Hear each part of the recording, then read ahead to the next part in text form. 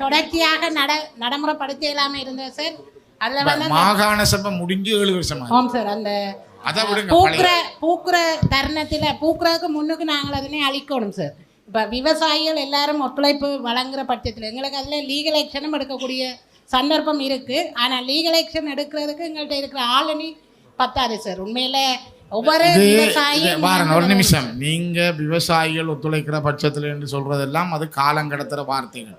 எந்த விவசாயி ஒத்துழைக்க போறோம் இப்ப நாங்க இது அப்படியான வார்த்தைகளுக்கு போகாமல் இதுக்கு ஏதாவது நீங்க ஒரு பொறிமுறை அல்ல சட்டத்துக்கு நடவடிக்கை வேணும். ஃபைன் அடிக்கணும். கடைசி ஒரு தோட்டத்தில் இருக்கண்டா அதுக்கு ஃபைன் அடிக்கணும். அதை நீங்கள் ஆளுநரை வச்சு செய்ய வேணும்.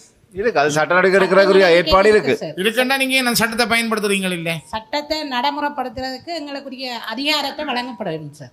யார் தரணும் உங்களுக்கு? யார் அந்த அதிகாரம் தரணும்? எங்கண்ட மத்திய விவசாய திணைக்களத்துல இருந்தா நாங்கள் பெற்றெடுத்துனாங்க சார். தனியே விவசாய திணைக்களம் மட்டுமில்ல, அதுல 27 திணைக்களங்கள் இணைஞ்சுதான் சார் இந்த சட்ட நடவடிக்கை வாழ்க்கையில நடக்காது.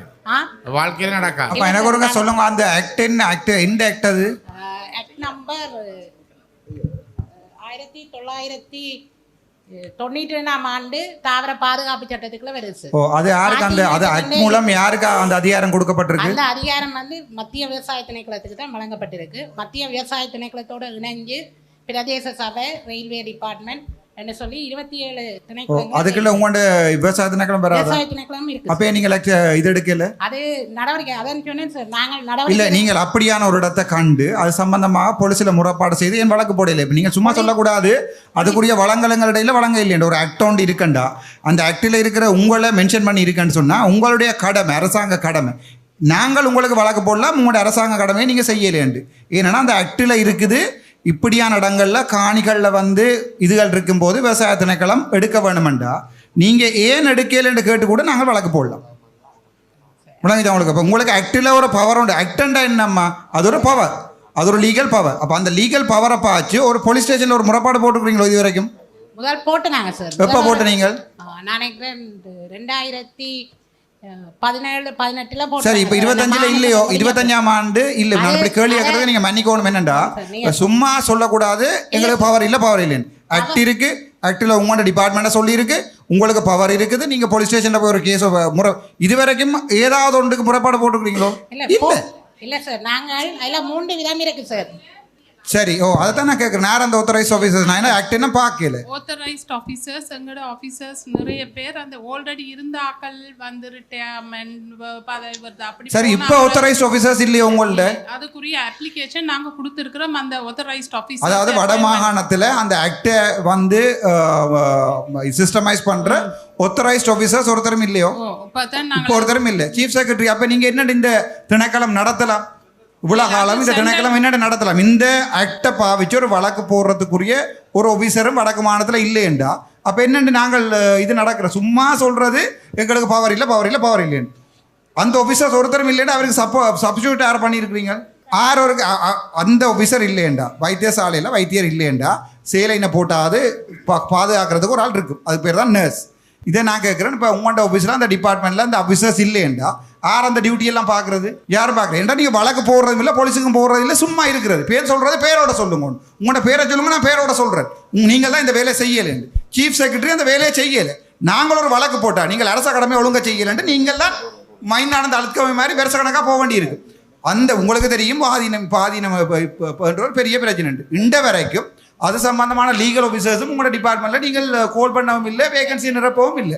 வட மாநிலத்தில் ஒருத்தருமே இல்லை. இதில் அர்ஜுனா சொல்கிற விஷயம் ஒன்று இருக்குதானே, அது கவனத்தில் எடுக்கணும். என்ன உரிய அதிகாரிகள், இது விளையாட்டு இல்லை.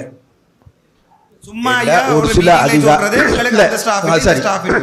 தயவு செய்து அந்த ஸ்டாஃப் எத்தனை வேகன்சி யாழ்ப்பாணத்தில் அந்த வேகன்சி ஏன் ஃபில் பண்ணப்படையில நாங்கள் ஒரு டிசிஷனில் மீட்டிங் எடுக்கணும். அடுத்த முறை எங்களுக்கு எத்தனை வேகன்சி டோட்டல், ஏன் அந்த வேகன்சி ஃபில் பண்ணப்படையில இப்போ அவர் ரிசைன் பண்ணப்பட்டு போனவே ஃபுல் டீட்டெயிலும் எங்களுக்கு நீங்கள் ப்ரெசென்ட் பண்ணுங்க. சும்மா சொல்கிறது அதுக்குரிய ஆஃபீஸர் இல்லைன்னு என்னென்ன அப்படி சொல்லலாம். ஒரு அக்கௌண்ட் இருக்குது, அது திணைக்களத்துக்கு வந்து ஒரு பவர் ஒன்று கொடுக்கப்பட்டிருக்கு, லீகலாக அவங்களுக்கு ஒரு அத்தாரிட்டி ஒன்று கொடுக்கப்பட்டிருக்கிறாங்க. உங்களுக்கு ரெஸ்பான்சிபிலிட்டி சிம்பிளாக வேறு நீங்க சொல்றீங்க எங்களுக்கு அதுக்குரிய ஆட்கள் இல்லை நாங்க செய்யல. எங்களுக்கு அடுத்த டிசிசி மீட்டிங்ல ஜப்னாண்ட டோட்டல் வேகன்சி எத்தனை, இதுவரைக்கும் ஃபில் பண்ணப்படாத என்ன இருக்கிற ஒரு ஆள் என்றாலும் ஒரு லீகல் ஆஃபீஸர் ஒரு ஆள் வடமானதுக்கான எல்லா வழக்கிலும் போடுறது. ஒரு 10 வழக்கு போடுவீங்களா இருந்தால் மிச்ச காணிக்காரெல்லாம் தெட்டப்பாடில் துப்புர வைக்கணும். எனக்கே தெரியாது எந்த காணிக்கை இருக்கோ வரியா பாதினம். ஆனால் நான் என்ன சொல்றேன்னா ஒருத்தர் கூட அங்கே வந்து பார்க்கல இல்லையா.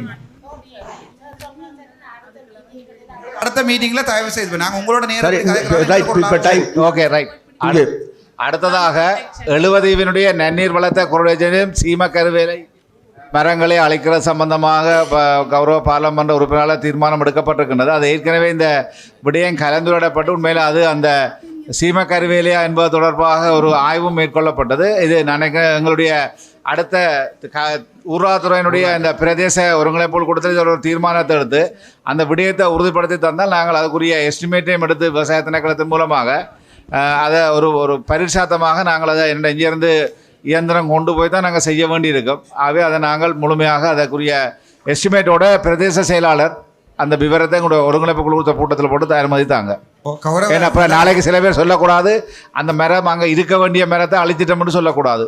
அது அங்கே ஒருங்கிணைப்பு குழு கூட்டத்தை அனுமதி. தலைவர் என்னென்ன ஒரு நிமிஷம் குலக்கரன் வேணிக்காங்க அந்த ஆஃபீஸர்ஸ் பேர் இருக்கா சொல்லுங்க. யார் உங்களுக்கு லீகல் ஆஃபீஸர் யார் உங்களுக்கு வேணும் டிபார்ட்மெண்ட்ல? இல்ல அது என்னென்னால் இருக்கிற ஆத்தரைஸ்ட் ஆபீசர் புதுசாக நியமனம் இல்ல. அவர்களுடைய பணியாற்ற உத்தியோகத்தருக்கு அந்த ஆத்தரைசேஷன் அவையில் கொடுக்க வேணும். ஆக்டில இருக்குமே ஆட்டோமேட்டிக் ஆத்தரைசேஷன். ஆக்டில வந்து டிபார்ட்மெண்ட்டுக்கு வந்தா அந்த டிபார்ட்மெண்ட்ல இருக்கிற செக்ரட்டரி வந்து ஒரு ஐயா நானும் அட்மின்ல வேலை எழுதினான்.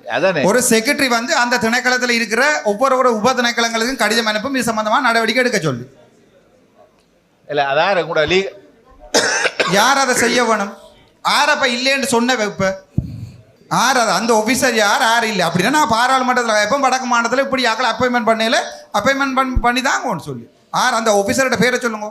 என்ன லீகல் ஆஃபீஸரா யாரு? இல்லை நான் அதான் சரி. அப்போ எத்தனை உங்களுக்கு டெக்னிக்கல் ஸ்டாஃப் இருக்கு விவசாய திணைக்களத்தில்? அப்போ ஏன் ஒரு வழக்கம் போடையில? இல்லை என்ன கௌரவ பாலம் அதுக்கு என்னென்றால் அவர்களுக்கு அந்த ஆத்தரைசேஷனை கொடுக்க வேணும். அந்த ஆத்தரைசேஷன் ஒருத்தரும் ஒரு இடம் கொடுக்கல. ஐயா நானும் அட்மின் செய்து வந்தேன். நான் ஒரு கெசட் ஒன்று வந்து ஒரு மினிஸ்ட்ரிக்கு வந்தா மினிஸ்ட்ரியின் செயலாளர் இன்டர்னல் சர்க்குலர் ஒன்று அனுப்புவார். இதை செய்ய மாட்டோம். அந்த இன்னொரு சர்க்குலர் உங்களுக்கு என்ன வரையிலையோ செய்யறது வந்து மத்திய விவசாய அதான் கேட்கிறேன். மினிஸ்ட்ரியின் செக்ரட்டரி உங்களுக்கு என்ன ஆத்தரைஸ் லெட்டர் உண்டு உங்களுக்கு சர்க்குலர் ஒன்று அனுப்பலையோ? 77ஆம் ஆண்டு 97ஆம் ஆண்டு சட்டத்துக்கு இந்த வரைக்கும் சர்க்குலர் வரையிலன்னு சொல்றீங்களே. என்னென்ன 97ஆம் ஆண்டு வந்த சட்டத்துக்குரிய சர்க்குலர் இந்த வரைக்கும் வராமல் இருக்குமா? 2025ஆம் ஆண்டு வரைக்கும். அப்போ ஒரு ஆக்ட் ஒன்று வருது அதை அதை வந்து நாங்கள் மினிஸ்ட்ரி செய்யலாம் வர முடியாது. பாதினியம் அளிக்கிறதுக்கான ஒரு நடவடிக்கை எடுக்கலாம் தானே. அப்ப அடுத்து அதை நடவடிக்கை எடுங்க அடுத்து எல்லா திணைக்களத்துக்கும் சொல்லக்கூடிய ஆக்கள் இல்லைங்கன்னு இல்ல சார்.